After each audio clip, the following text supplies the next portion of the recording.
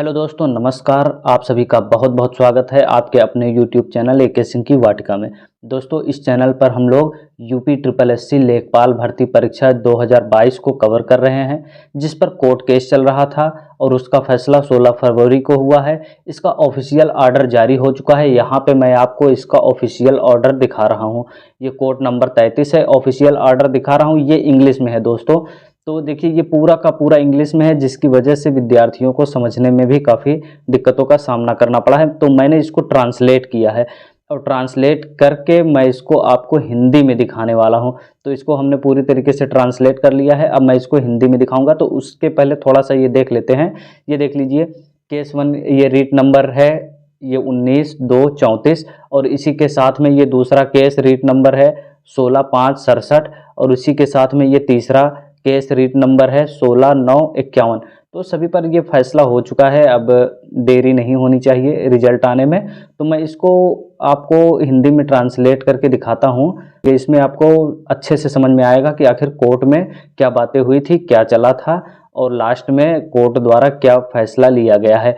तो आइए, अब मैं इसका हिंदी वर्जन आपको दिखाता हूँ, जो कि मैंने ट्रांसलेट कर रखा है आप सभी को समझाने के लिए। तो यहाँ पे देखिए दोस्तों, स्टार्टिंग से हमने इसको ट्रांसलेट किया है। कोर्ट नंबर 33, थोड़ा सा हम स्पीड में चलेंगे, लेकिन आप लोग वीडियो पूरा देखिएगा, अच्छे से समझ में आएगा आपको कि क्या हुआ है आखिर कोर्ट में। कोर्ट नंबर 33, ये केस नंबर, यहाँ पे रेट नंबर दिया गया है। याचिकाकर्ता नितेश कुमार सिंह यादव और इसके प्रतिवादी थे स्टेट ऑफ यूपी और 2 अन्य। उसके बाद याचिकाकर्ता के वकील थे सीमांत सिंह, ठीक, सीमांत सिंह। और प्रतिवादी के लिए जो वकील थे वो थे CSC सिद्धार्थ सिंघल।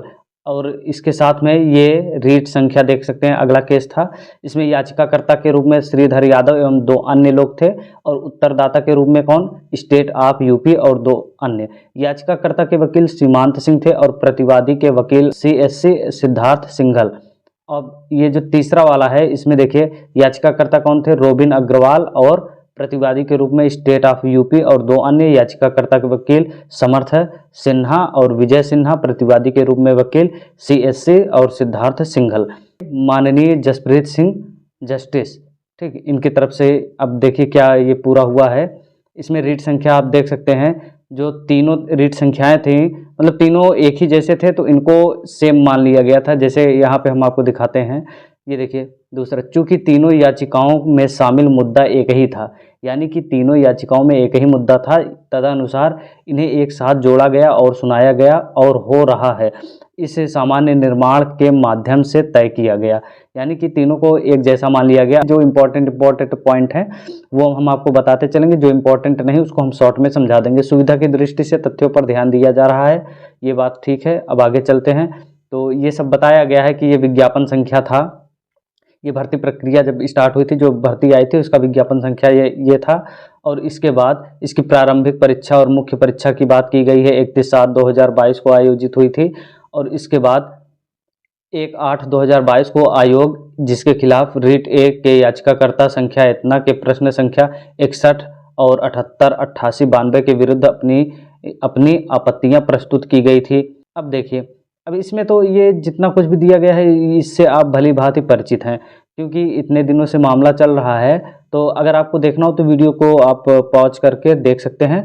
तो मेन मुद्दा आता है यहाँ से, जो ये प्रश्न था, इसमें ये पूछा गया था भारत सरकार की निम्नलिखित में से कौन सी भारत सरकार की योजना है ग्रामीण क्षेत्रों से युवाओं के पलायन को रोकने का प्रस्ताव शहरी क्षेत्रों के लिए। तो इसमें जो 4 ऑप्शन दिया गया था, तो ये वाला प्रश्न खारिज कर दिया गया था, क्योंकि इसमें आयोग ने बोला था कि जो सबसे निकटवर्ती होता है हम उसी को मानते हैं। तो इसमें पूरा वाला ऑप्शन होगा। तो इसके लिए तो खैर छोड़िए, उसके बाद आ जाइए, ये जो उज्ज्वला योजना वाला था, यही वाला मेन प्रश्न था। इसमें A और D दोनों को सही माना गया था। आप ये इसको देख लीजिएगा, इसमें कुछ खास नहीं है। कि याची के विद्वान अधिवक्ता का कथन है कि जहां तक प्रश्न संख्या 78 का संबंध है, आयोग ने माना है विकल्प A पूरा सही उत्तर के रूप में है, जबकि याचिकाकर्ताओं के अनुसार यह आग्रह किया जा रहा है कि इस कारण से उत्तर सही नहीं है कि पहले योजना जो ग्रामीण क्षेत्रों से युवाओं के पलायन को रोकने से संबंधित है, शहरी क्षेत्रों को पूरा के रूप में जाना जाता है। इस वाले क्वेश्चन में यही बोला गया था कि जो निकटवर्ती होगा उसी को माना जाएगा। आग्रह किया गया है कि प्रश्न संख्या 78 जो भारतीय योजना से संबंधित है, सरकार ग्रामीण क्षेत्रों से शहरी क्षेत्रों के युवाओं के पलायन को रोकेगी। क्षेत्रों में 4 विकल्प थे जिसमें पूरा विकल्प ए सही था। ठीक, अब पूरा के रूप में नहीं जाना जाता तो यहाँ तक कि यह मानते हुए यदि याचिकाकर्ताओं के विद्वान वकील का तर्क है स्वीकार किया जाता है तब भी यह इंगित करेगा कि योजना का नाम पूरा। तो ये सब बातें हैं, तो यहाँ से आप लोग देखते आइएगा। हम लोग चलते हैं सीधा सबसे लास्ट वाले पेज में जहाँ से मेन मुद्दा है हमारा। ठीक है, तो लास्ट वाले पेज में स्क्रॉल करते हुए चलते हैं तो ये 21 और इधर से ऑप्शन ए और ऑप्शन डी दोनों सही माना गया था उज्ज्वला वाले में, तो दोनों पे नंबर मिलेगा जो भी है। अब देखिए यहाँ से हम पॉइंट नंबर 24 पढ़ेंगे। उपरोक्त प्रस्तुतियों पर विचार करने के बाद और अवलोकन से ऊपर चर्चा सहित रिकॉर्ड पर सामग्री, यह न्यायालय है स्पष्ट राय है कि विकल्प डी के प्रश्न संख्या 88 के संबंध में बुकलेट एफ श्रृंखला जो बुकलेट बी में प्रश्न संख्या 86 के बराबर है, श्रृंखला को गलत उत्तर नहीं माना जा सकता है। नतीजा ये आता है कि इसमें उम्मीदवार जिन्होंने विकल्प डी उसमें से कोई नहीं के संबंध में विकल्प चुना है बुकलेट एफ श्रृंखला में उपरोक्त प्रश्न संख्या 88 के भी हकदार होंगे, यानी कि ऑप्शन ए वाला और ऑप्शन डी वाला दोनों सही होगा। तो इस प्रकार से न्यायालय श्री सिंघल के सुझाव को स्वीकार करता है कि ऐसे सभी उम्मीदवार जिन्होंने बुकलेट एफ श्रृंखला में प्रश्न संख्या 88 का उत्तर दिया है और अन्य बुकलेट श्रृंखला में इसके समकक्ष विकल्प डी के हकदार होंगे एक अंक प्रदान करने के लिए, बशर्ते ऐसे उम्मीदवारों ने विकल्प ए का विकल्प चुना हो। अब देखिए उज्ज्वला या विकल्प डी इसमें से कोई नहीं, नतीजा क्या निकलता है कि विकल्प ए और डी उत्तर सही माना जाएगा। जब ए और डी सही माना जाएगा तो ये 25 वाला पॉइंट भी देख लेते हैं। उपरोक्त के साथ याचिका आंशिक रूप से स्वीकार की जाती है।